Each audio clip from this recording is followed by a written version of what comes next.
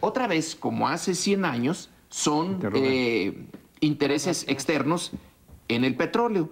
Lo que hizo Manuel Peláez fue organizar un grupo a su mando, el Sedijo General, y las empresas petroleras le pagaron para que las protegiera ¿de quién? Bueno, se suponía que podían venir espías alemanes, pero para que las protegiera de él mismo, de Peláez, porque si no le pagan, entonces las tiene, digamos, agarradas de partes sensibles y podía él mismo cerrar esos pozos, incluso volarlos.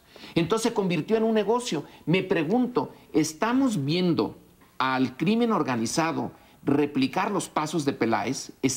¿Por qué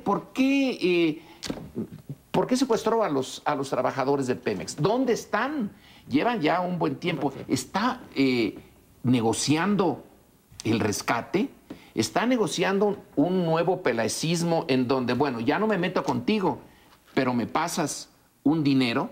No lo sabemos, es pura especulación. Lo único que sabemos es que antes no estaba metido el crimen organizado en el tema de los pozos, estaba lo que tú dijiste, el EPR, una organización política que vuela ductos, no pozos, vuela lo que está donde no hay nadie en ese momento, no hay vigilancia. Los pozos tienen una presencia de una buena cantidad de personas, entonces se está metiendo en la parte más visible y está teniendo éxito. Es nada más una especulación. Mira, para variar, no tenemos información de esto y creo que sería obligación del gobierno mexicano estarnoslas dando, incluso para cambiar, o como diría el presidente, para cambiar las percepciones, ¿no?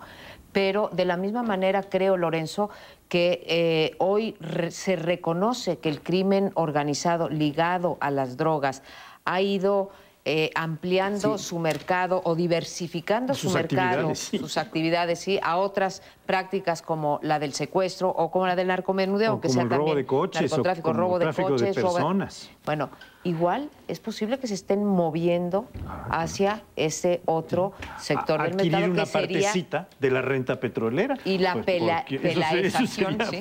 Podría ser que estuviera espeluznante que esta insinuación que está haciendo Lorenzo. Es una fuente Lorenzo, de recursos. Pues sí, claro que la es. Sigue siéndola, a pesar de la reducción de la producción de extracción de petróleo, sigue siendo un componente fundamental. Pero además ya está documentado que la ordeña, que se llama, ¿sí?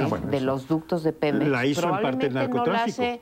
No sé si la haga el crimen organizado o no, pero la ordeña nos indica claramente, y estamos hablando de miles de millones de dólares, nos indica claramente que está haciendo sus incursiones en este nuevo mercado. ¿Por qué? Porque por otros lados se le está estrangulando la posibilidad de ganar dinero, ¿no?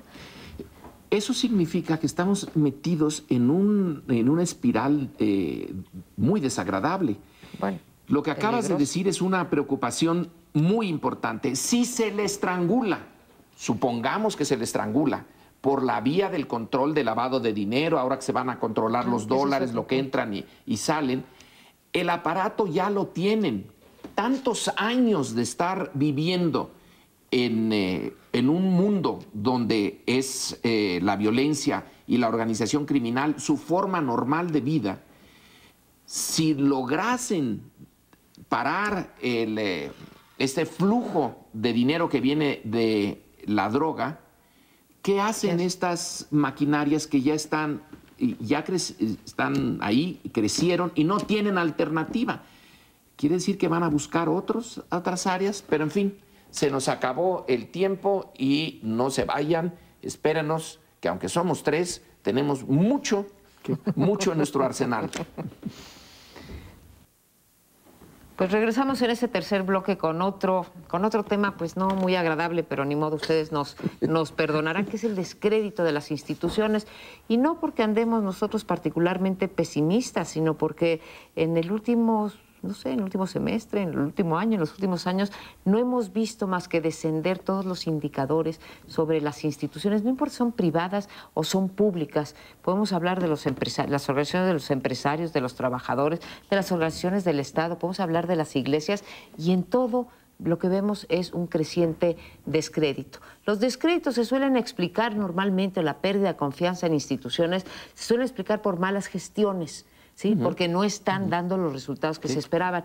Pero en el caso de México, no solamente hemos tenido malos resultados, como lo hemos visto en términos de, por ejemplo, de crecimiento, de calidad de la educación, de justicia, no.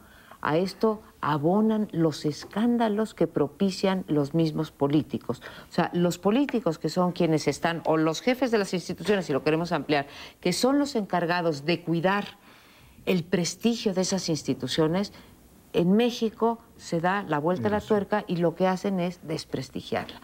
Botones de muestra, los hablaron ustedes el lunes pasado, siguen esos mismos escándalos, pero podríamos hacer una larga lista en la Iglesia, el Padre Maciel, en los partidos, el desvío de recursos, las escuchas telefónicas, y todo al final que pasa es la impunidad. Ninguno de estos delitos que les hemos venido comentando desde hace muchos programas, o hemos venido comentando con usted, con el público, acaban, ¿sí?, en donde tendrían que acabar, que es con un juicio y después con el castigo o la exoneración del funcionario, el capitán de la industria, el líder del sindicato. Y esta conducta se reproduce para desgracia de todos y para el peligro de la democracia. Las elecciones que vienen, las elecciones que ya están en puerta, estas elecciones tan peculiares porque en la historia de México nunca se habían juntado 14 estados. Es el resultado de un esfuerzo, ¿no?, de juntarlos todos en un tiempo que es que para ahorrarnos dinero, conflictos, para ampliar los espacios de acuerdo y reducir los contiendas. Y son ahora un área en donde se ve cómo se gastan recursos, pero en serio, lo decíamos la vez pasada, esto de gastar más de 217 mil millones de pesos es impresionante. Creo que es más o menos lo que ahora estamos recibiendo por remesas de los trabajadores mexicanos en el exterior, ya que han disminuido. Son como unos 18 mil millones de dólares. Ese dinero se va ¿a dónde? A la manipulación, a dar, comprar, etcétera, para unas elecciones que la elección no tiene más que dos, aquí sí que es binario, o da crédito y legitimidad a la autoridad o la desacredita. No se puede mantener neutral, no puede uno decir, bueno, las elecciones pasaron. Y desde el 2000 estábamos en esta lucha porque aquí ahora sí va a haber la fuente de legitimidad. Ahora sí, nos la ganamos, podríamos haber dicho. Pues sí. Tanto tiempo estar en la brega para que se abra esa fuente de legitimidad, porque las anteriores no eran, era una ilegitimidad porque todos sabían que estaban manipuladas. Bueno, y lo que está sucediendo ahora es que se nos ha abierto un boquete de ilegitimidad en las elecciones después del año 2000 y después de haber hecho toda esta campaña porque fueran positivas y están resultando negativas con 217 mil millones de pesos. Nos están resultando negativas y más caras. Bueno, dentro de este panorama de descrédito, a mí me gustaría comentar dos instituciones muy conectadas entre sí que han sufrido tal vez el descrédito extremo según las encuestas de opinión, etc.